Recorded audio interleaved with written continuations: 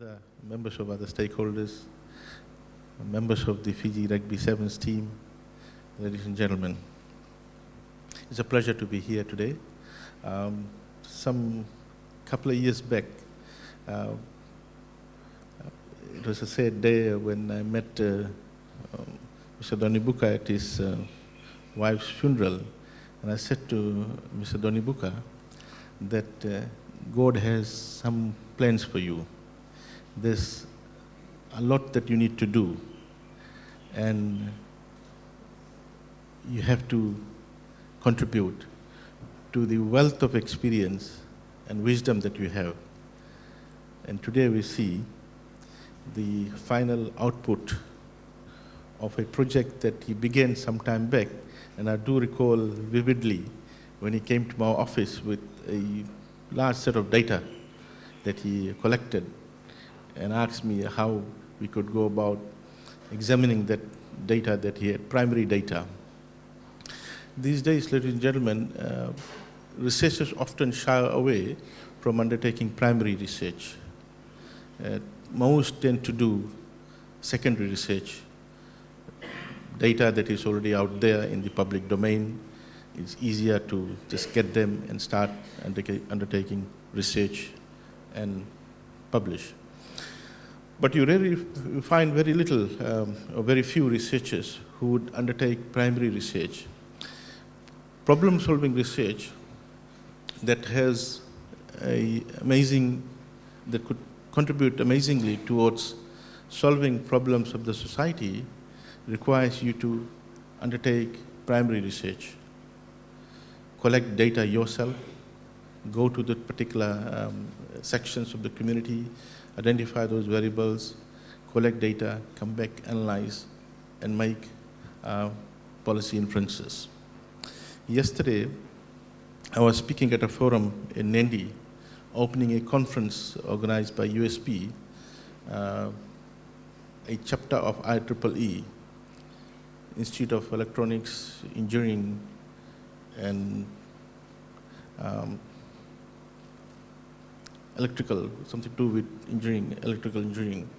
A very prestigious body, IEEE, and anyone publishing in those journals, it is highly regarded.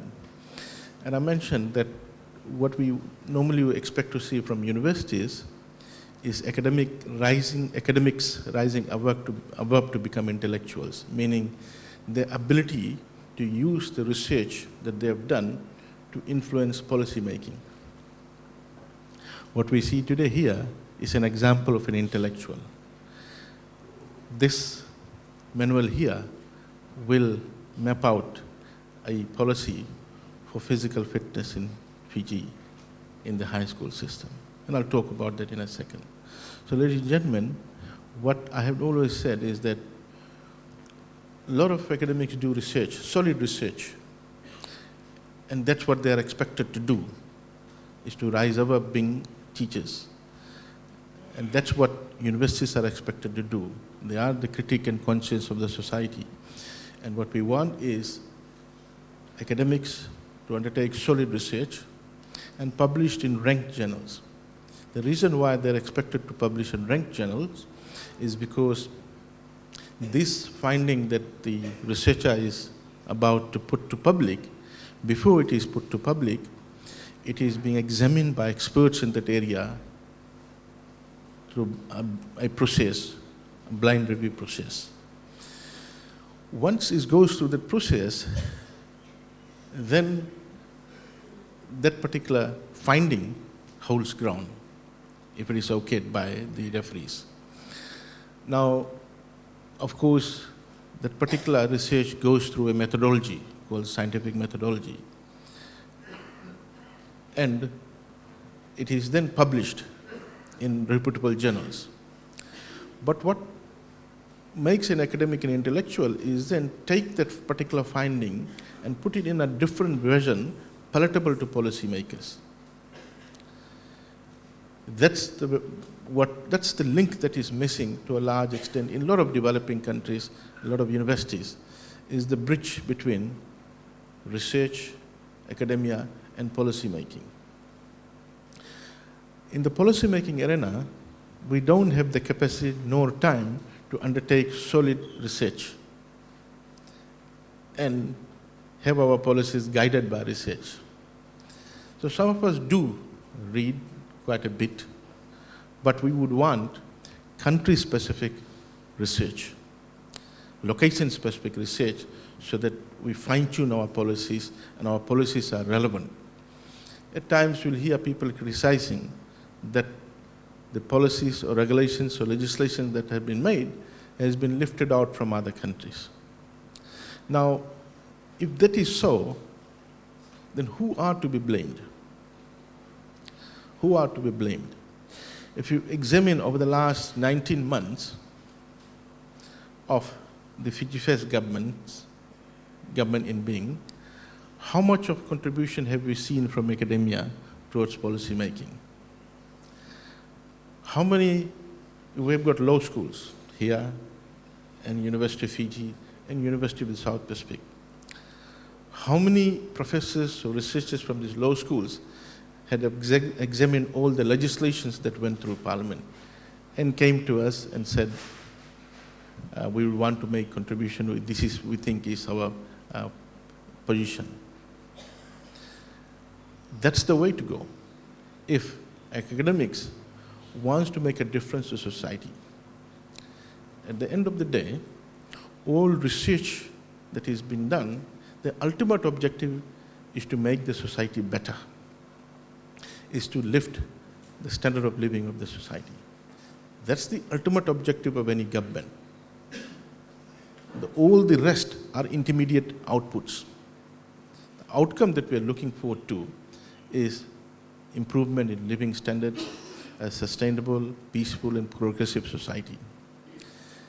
And what our Bainimarama government is trying to do is to deliver that through raising the level of knowledge in the society, by ensuring that in future, the future Fijians will be making decisions based on logic, reasoning, and ability to analyze things. The ability to do those depends on us building a sound knowledge base of future Fijian society. Ladies and gentlemen, this is what we're looking forward to from universities and research institutions. You would have noted, and I'm noted, FNU also presented USP as well to the Sector Standing Committee on the bill to establish a National Research Council. First time ever, this government is giving recognition, formal recognition, to the importance of research in policy making. And most of the research there would be problem-solving research, but we also expect academics to do basic research, which will push the frontier of the stock of knowledge in the country. And no country, no society can advance without having country-specific knowledge, which will examine, scrutinize the existing body of knowledge, or push the frontier, or expand the existing body of knowledge. Both needs to be done. So, ladies and gentlemen, this is what government is expecting of universities to do. We have Finance Minister and myself have met the Chancellor and Deputy Chancellor and the Director of Finance of FNU to examine what are the critical needs of the university going forward, and we are totally committed to assisting our national university to rise the benchmark of delivery, quality of programs, and research. And there will be no excuse in terms of ensuring that the university will get appropriate funding, take it for granted. But we want the university to rise up to this challenge of ensuring that the quality of output that comes out of university is second to none. Relevant research is done, both basic and problem solving. Sometimes people are too preoccupied with problem solving research, but the hallmark of a university is its ability to do basic research and publish in ranked international journal.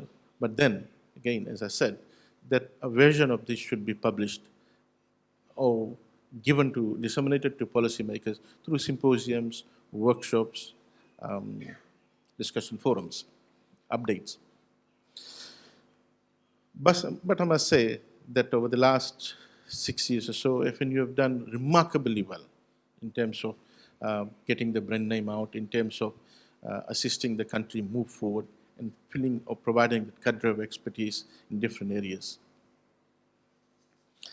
Ladies and gentlemen, today we see the launch of the manual on examining the fitness of our children in our primary and secondary school system. And as I said, that he is a true intellectual because this is something I've been grappling of.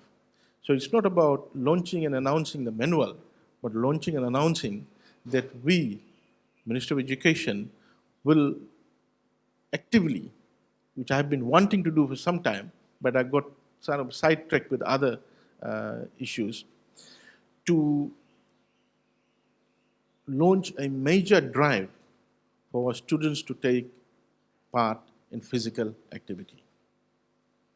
Ladies and gentlemen, future Fijian society's physical status is defined to a large extent on the physical status of our students. If you are able to fix the physical status of our students for those years from 5 to 18, then we are able to define a solid physical status of future Fijians in Fiji. In a country when we see plagued with non-communicable diseases, plagued with those issues which deal with physical unfit, lack of fitness, such as obesity, to a large extent, it is because in the school system, we were not able to mold them well. We are in custody of the children from age 5 to 18. A lot can be done in terms of determining the physical status as well as the mental status. The mental status, to a small but significant effect, is determined by the physical status of the child. And I've been wanting to launch this drive in our school system to ensure that every child participates in physical education, physical fitness activity. And sports is a subset of physical education.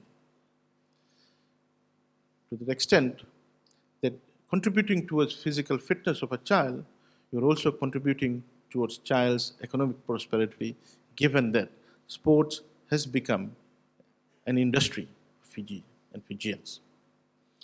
Unfortunately, we have not portrayed sports in that light, in that manner of how the sporting sector has been contributing to Fiji's economy. I think it is time that we look at someone examining in detail the contribution of sports as an industry and treating sports as an industry in Fiji.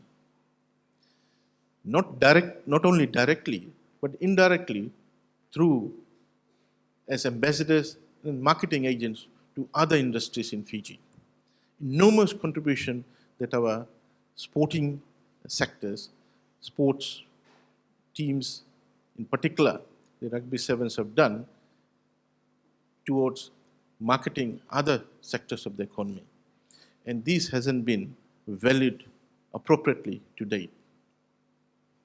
So, ladies and gentlemen, the quality of citizens, quality of labor force, and quality of future leaders depends to a large extent on our ability to train the students physically in our school system. We have them from ages 5 to 18, and I think it is very important that we saturate their mind, mold them, and tune them, and divert them to spend a small but significant part of their school hours towards physical activity. This manual here will assist us not only to raise awareness about physical fitness and importance of physical fitness, but also to use it as a means to test how physically tuned our children are at different levels in different years. So, Mr. Donibuka, this is very timely. And coming from a person who is well grounded in the sporting industry. Sometime back when I met him, I said, Mr. Donibuka, can I look at your legs? And he has been the coach and player of Fiji rugby team, and remarkable achievement during his days. And at one point in time, when the rugby sevens were not doing so well, I had asked him that, I think you should take a leave for a year and go and guide the rugby sevens team. And he said, Mahendra, I don't mind doing that, but let's see if they can turn it around. But we can still help. And I do recall when we used to visit workshops and conferences outside Suva, and we used to go out jogging, and then he used to take a special session on yoga for me, and he's very upbeat about it. He's got excellent training from India, I believe, where he undertook his tertiary studies in sports. And today we see the wisdom that has been locked inside him is now out here. And this is just part of the total stock of wisdom that he has. And I'm sure FNU will utilize the total stock of knowledge and wisdom that Mr. Donibuka has to the benefit of future Fiji. With these words, ladies and gentlemen, it's my pleasure to launch this physical fitness test manual for primary and secondary schools in Fiji. And we will be buying copies of this and distributing to our schools and school libraries to ensure that our teachers in the school system utilizes this. And we will formally launch a drive to ensure that every child is engaging in physical education. I do recall last week, I asked my kid who is in year 3 in one of the primary schools, why his clothes look very neat. It was a Friday afternoon. He said, I didn't participate in sports today. Fridays they have sports. And I asked him, he said, I was not feeling well. I said, look, there's different kinds of activities that you can participate. It's not only soccer or rugby or the standard ones. So what our schools need to do is to accommodate every child. If the child doesn't like soccer or rugby or cricket or long table tennis, etc., there'll be some sports that the child will have interest in, which will ensure that the child is able to engage in physical training. And until we're able to do that, we will be churning out physically unfit children to the university and to the labor market, which will cost the country a lot in the long run. Physical fitness contributes towards efficiency, productivity, as well as reduces cost of health facilities that we have to devote just because we have got an unfit population or a small proportion. This words again, it's my pleasure to Deputy Chancellor and Dean and Mr. Donibuka. It's my honor and pleasure to launch this physical fitness test manual for primary and secondary school in Fiji. To the people in general, I do hope that they will get a copy of this, but we will be using it in our school system. Naka, thank you.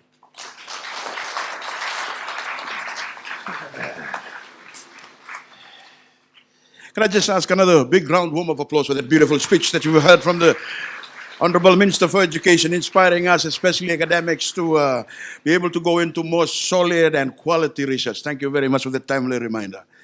Thank you very much. Let's move on with